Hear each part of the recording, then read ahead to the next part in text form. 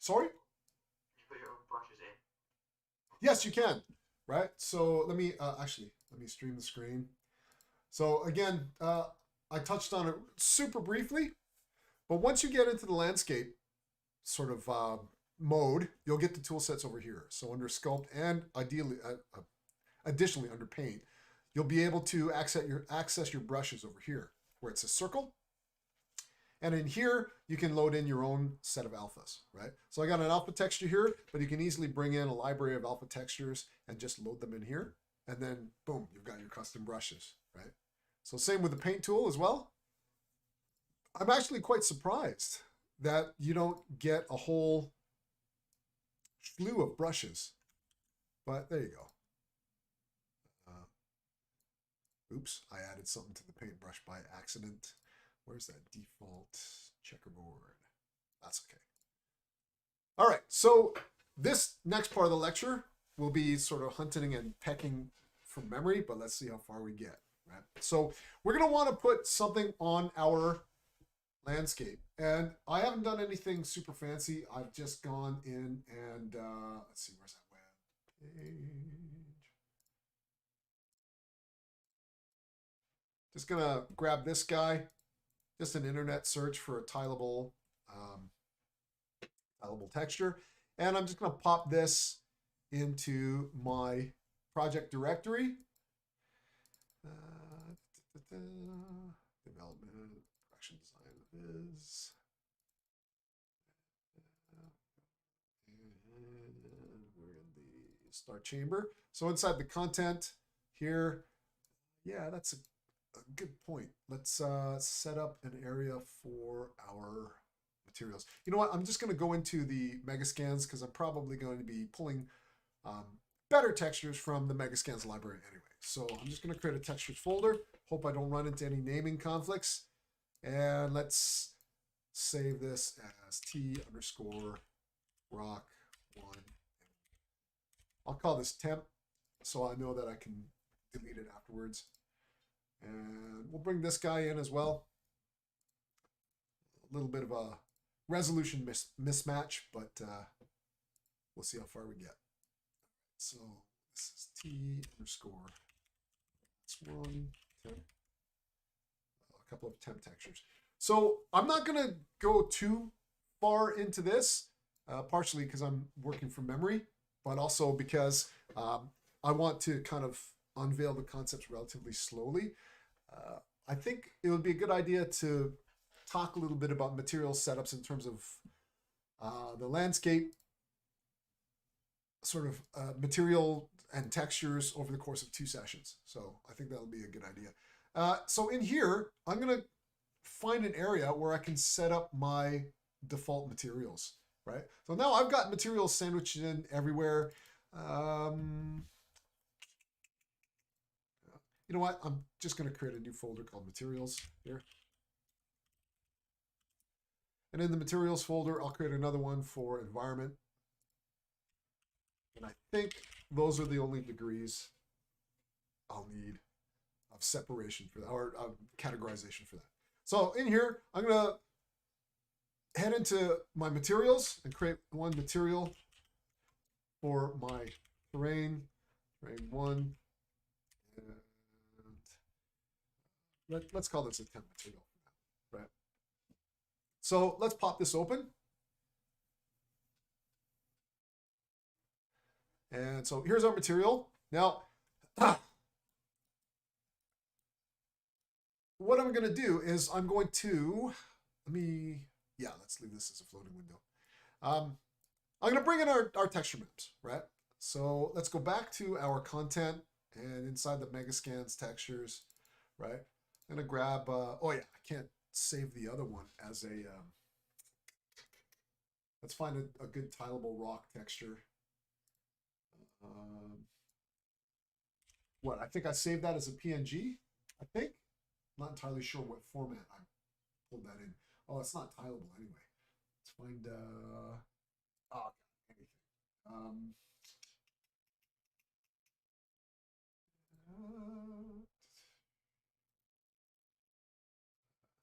A bunch of these tile textures have borders around them, so I'm trying to find one royalty-free, seamless rock texture. Come on. Ah, there we go. There's one. It's really low res, but that's okay. I'm just going to save this image. And it's a JPEG. Let's try this. T rock 1 temp. Yes, I'm going to replace that.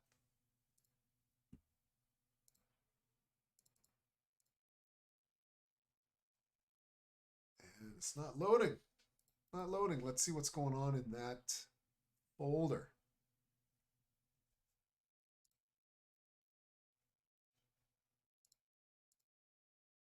Why does it like that one, but not that one? All right, let's see if we can grab another one super quick.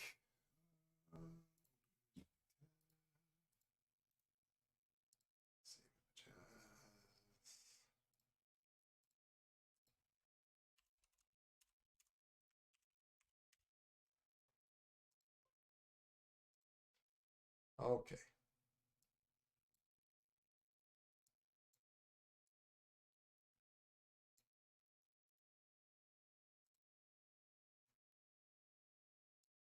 Wow, it really doesn't like that texture. Why?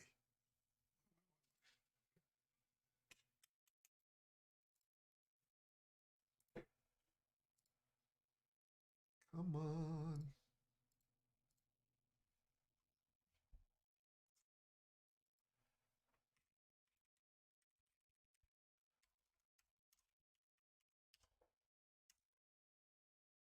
Replace. Yes.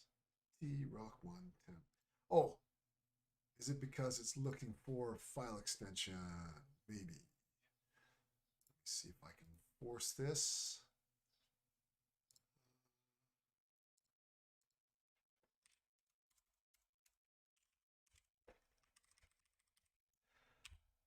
You are a JPEG. There we go. Kill that and import. It didn't want to. It didn't want to see the file format just by parsing the file. Yet I had to force the extension, tell it what it was. Okay, so import. It's not that big. Come on. All right, there we go. Okay. So I've pulled in our grass texture. Now let's pull in the rock texture, right? Now we're going to connect this up to our material, but we're only going to affect the base color for the time being, right? And mostly it's due to the fact that I want to introduce you to the landscape layer blend. Whoops. There it is. The landscape layer blending, right? So inside the landscape layer blending, what we're going to do is we're going to blend the grass and the rock texture together to create our terrain. Now we can layer blend as many different material types as we want, and we'll kind of get to that. So with that layer blend node selected, we got to give ourselves a couple of channels to access the layer blend. So you do that in the details panel here. With our layer blend selected, we're going to add a couple of array elements, right? So what that does is it gives us a couple of sort of layer channels that we can plug into, right? So we're going to do that. And inside the layer blend, we're going to change the naming, A, and I will change this layer name to layer B. So we got our two sort of layers, right?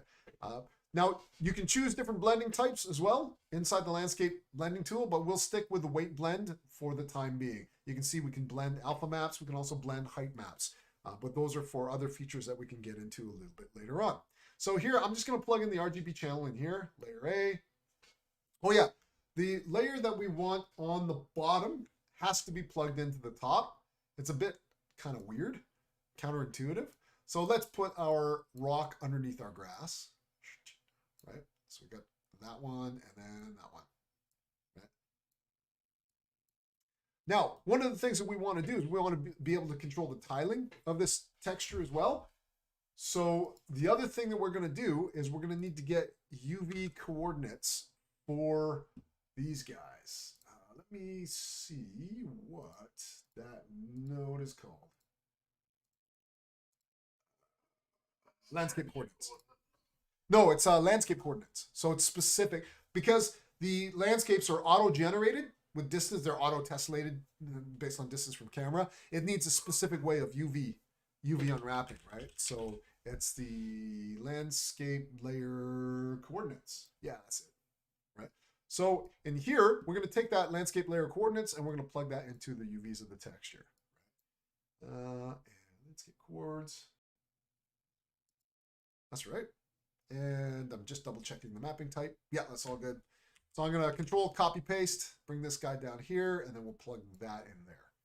So now we'll have a tileable texture that will map according to sort of specific mapping scales that we give here. So we can increase the size of the tiling or decrease the size of the tiling or what have you, right? Now, yeah, now we're going to plug this guy into here. So now we've got our blended material and we'll be able to apply this to our landscape. Now it's going to be shiny, it's going to be metallic, it's going to be rough, right? And obviously what we want to do is plug our own sort of custom values into there at a later date. But for now, what I might do is I might just create a scalar quantity. And you do that by holding down the S key and clicking in the window, you create a scalar quantity. So shall we name these guys? Yeah, we should name these guys. So I'm going to move this up here and I'll explain to you guys what I'm doing in a second here. So let's pop one in for specular, right?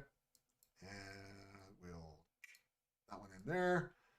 And I don't think you miss it. Roughness, actually, probably one. Oh, let's call that rough. Oh.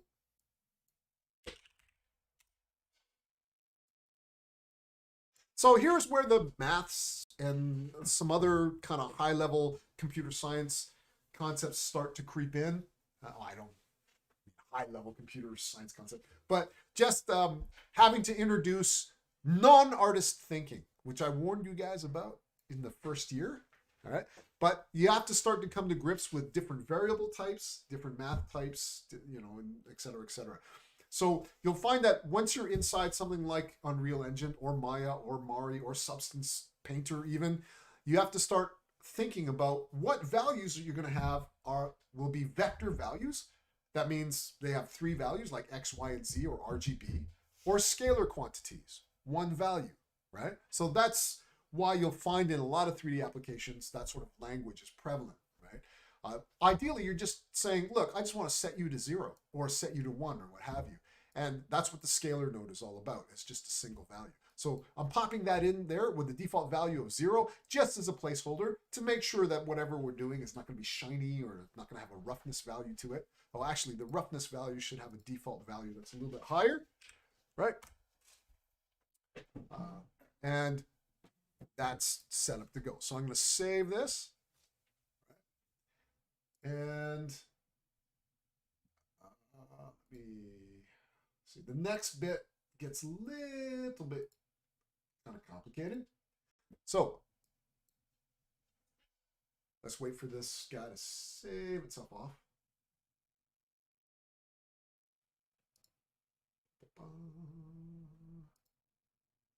I'm just double checking the sort of material slots. Yeah, you just have 1 landscape material slot.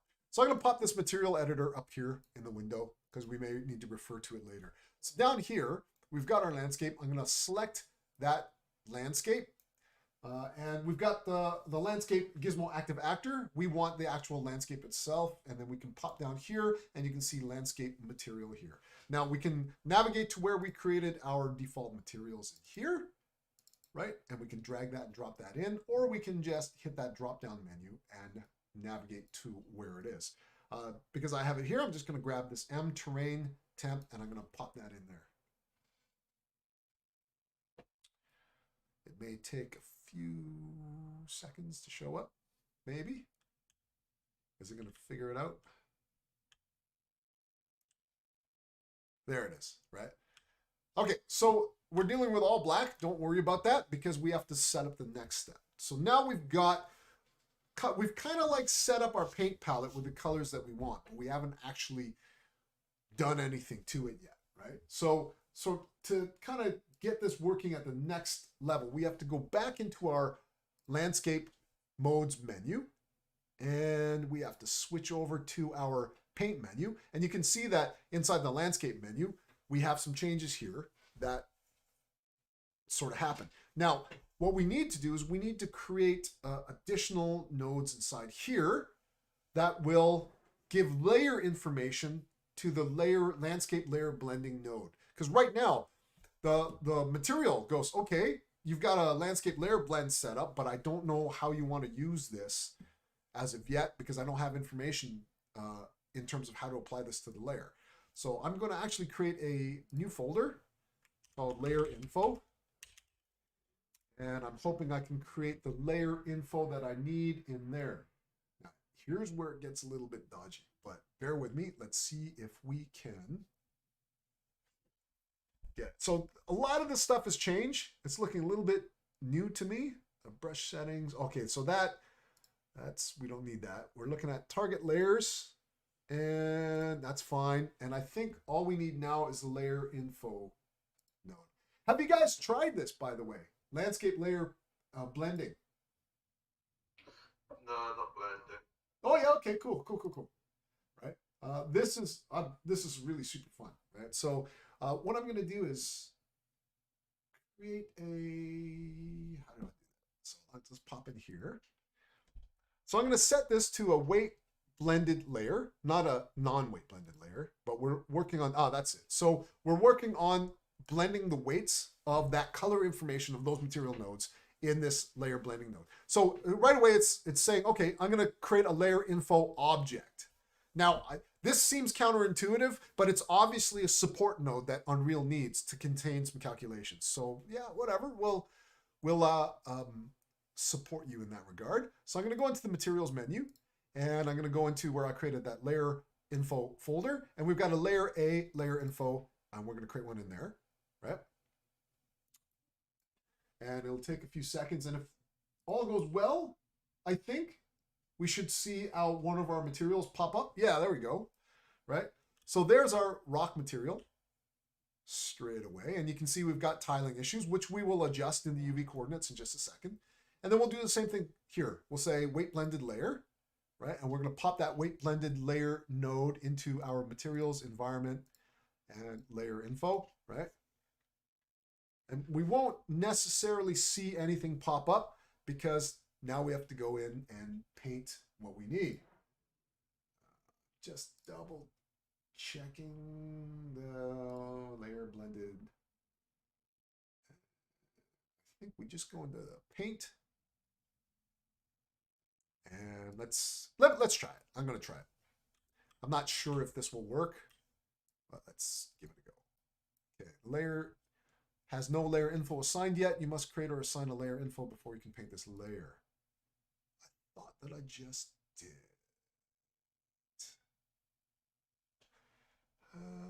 So those are our brush settings, and there's no painting restrictions. We've got that landscape layer with the layer info node in there, and we've got that landscape layer.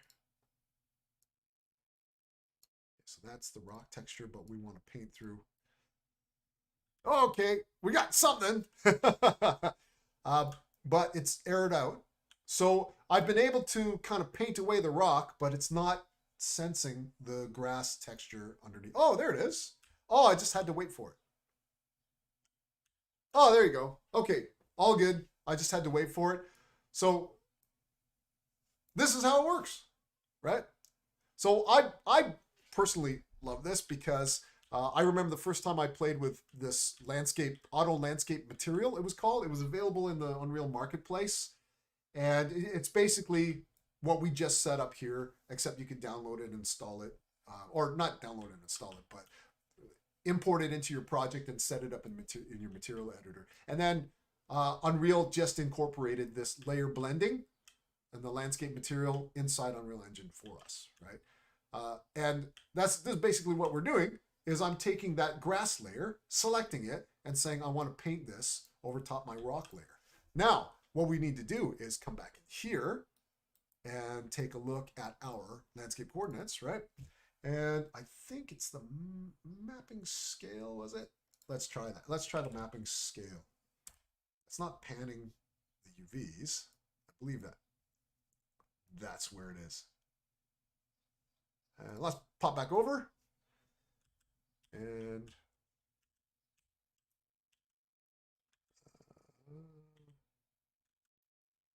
no real effect. Yeah. Landscape coordinates, mapping type, TCM. Let's try our grass, actually. And I'm going to crank that mapping scale value up to 100 just to see if we get any kind of activity. Okay, that's as far as we're getting today, I think. I thought for sure those were the UV tiling scale coordinates. Custom UV type. No, that's fine. Let's check the texture sampler node. It wouldn't be in here. I'm just going to take a peek. Yeah, it should be in here. Let's try real crazy values and see if we get anything. Unless, wait a minute, save and apply.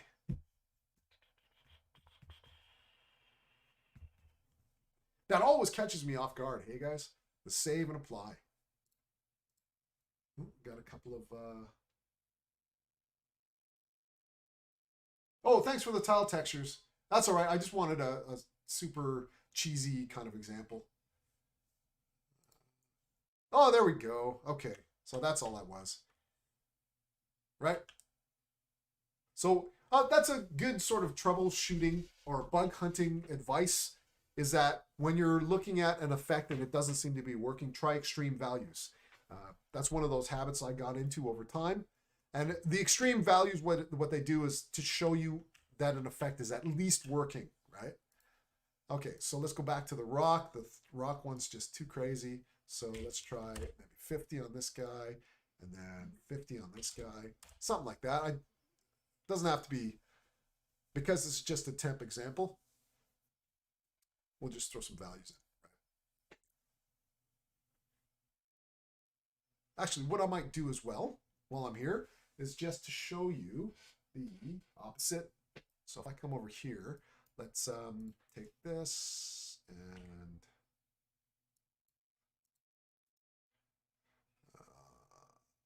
break that link. Break this link too.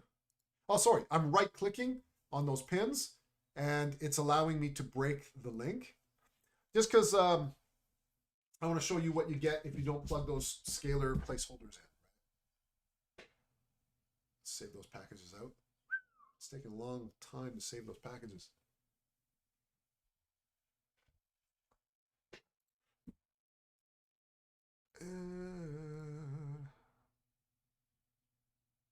It's probably updating the material as we speak.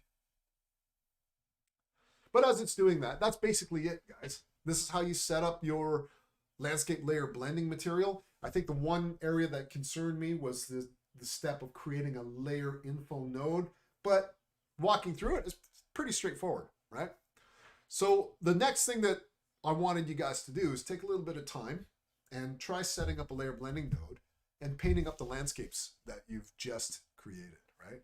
Ooh, that's, whoa. So yeah, you can see how garish that looks with the shininess and all that stuff kind of in play there. Wow, it's really high contrasty and stuff. So let's get rid of that. Let's plug these guys back in. One into specular and one into roughness. And let's save this guy back off. And we should get a nice sort of natural, almost Lambertian shading model kind of look to it without all the shininess, right?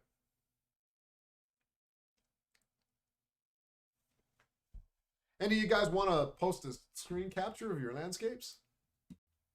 Or maybe not. I won't put you guys on the spot like that. So this is better. Notice how when we plugged in those scalar values, it's just toned down that bright kind of high contrasty sort of look. And then we can come back here, choose the layer that we want to paint in, right? Oops, saving. And then go to the circle radius, bring that down. I need to look up the hotkeys for this, right? Just to make it a little bit nicer. And we can go in and paint in the effect that we want, right? So you can see with some good textures, you can get some pretty decent results. Now, remember, I've only blended in 2 here, right? So we can always come back here to a layer blend node and we can add a third one. Third, fourth, however many different layers you'd like to blend, right? And then you can just go in, select the layer that you want and paint that effect in, keeping in mind that the topmost layer is on the bottom, right? So if I were to add, say, twigs, right, then the twigs would, if I painted over top, the twigs would reveal themselves, right? But if I were to come on to the rock, actually, if I come on the rock, I should be able to paint the rock back in, right?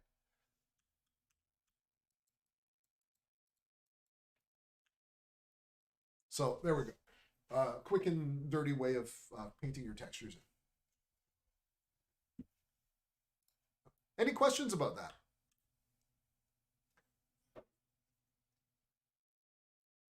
Okay, now I've got you guys till 2.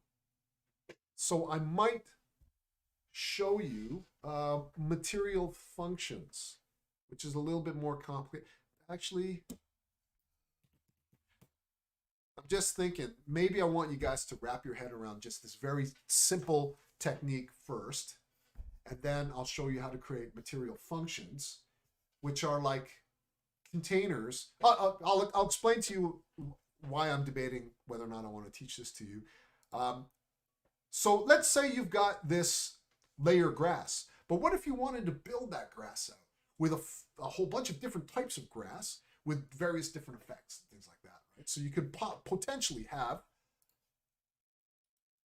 just this huge node graph that leads to grass that you plug into your layer blend, right? What a material function does is it takes all of that and bundles it up so it's just a single node, right? So I can create that inside of a single node and then plug it into my layer blend. It's just a way of neatly packaging things up, especially if you want to get really super detailed. But first, just play with trying to get some decent textures inside your landscape material, right? You know, and it doesn't have to be an earth-based world. So you can try something with the emissive color, or, you know, you can try to make this glowy alien landscape or what have you, right? So that's the sort of the art portion of today's talk. I think, let's see, we got an hour, but what I might do is give you maybe 10, 15 minutes to muck about with playing with the layer blending. Just as a quick reminder, that blending node is called the landscape layer blend, right? Because I'm constantly forgetting that. Well, not that one, this one. The UV coordinates, they're not texture coordinates, they are the landscape layer coordinates. That's very specific, right? And the reason why, we have that layer landscape coordinates is because what you don't realize is as I'm zooming in and zooming out, the landscape is retessellating, creating new vertices on the fly, right? So it needs to be projection remapping as we fly around, right?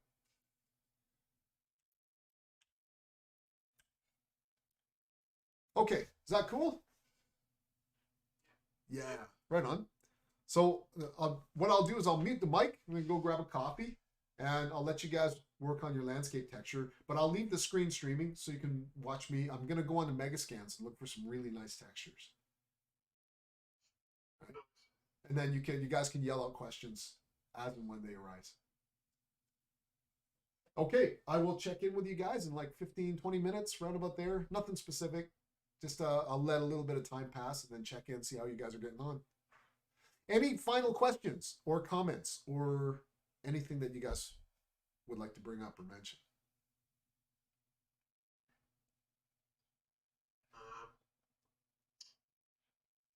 Well, you mentioned about the plants, like foliage and stuff. There's different ways to do that. Is there any Yes. alphas for that? Yes, you can. You can also take individual models like plants and grass, which I plan to do, and you can assign them on as a scatter function on a brush. So you literally brush stroke across the landscape, and it just scatters trees in the trail of the brush, right? So that's something we'll talk about. Now, interestingly enough, I've set that up with the artisan tool inside of Maya, but I've never set that up inside of Unreal. I'm hoping the concepts are the same and the technology, the underlying technology is the same, which it should be, really. And it'll just be a matter of assigning a brush and painting that stuff in. So that'll be interesting. And that, again, is likely under the foliage. Let's take a look. Let's take a quick peek. So I'm switching over to the foliage mode. And yeah, so it's loading up some geometry types. You know, obviously I've got architectural geometry there, but if I load up a set of props that are vegetation and foliage, then I'll be able to do that as a sort of next step. You can also do that with rocks. I've done that with debris as well, like smashed concrete. I've assigned it to a brush inside of Maya, and then you just do your brush stroke and it leaves all the rubble behind, right? So that'll be sort of interesting to play with, I think. And then, of course, you got access to the painting tools and the selection tools, et cetera, for that, right? So that's kind of cool. But we'll keep it at landscape for the time being. Okay, cool. I will check back with you guys in a bit. Sweet.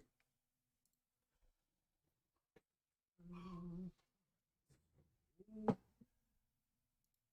stream. Right. Oh, I didn't have the camera going. Oh, you guys didn't get to see my ugly mug. So that's cool. All right. I will end the